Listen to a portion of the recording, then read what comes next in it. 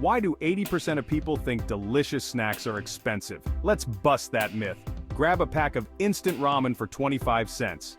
Yeah, you heard me right. Ramen. Now, we're not making soup. Crush those noodles into bite-sized bits. Next, drizzle a little olive oil. Got some? Perfect. No olive oil? Use any cooking oil you have. Toss in a pinch of your favorite seasoning, garlic powder, chili flakes, or even that ramen flavor packet. Mix it all up, spread it on a baking sheet, and toast it in the oven at 350 degrees Fahrenheit for about 10 minutes. Keep an eye on it though, and voila! You've got yourself a crunchy, savory snack that'll have you thinking, why didn't I do this sooner? So the next time you're craving a snack, remember, delicious doesn't have to be expensive. Give it a try and thank me later. Happy snacking.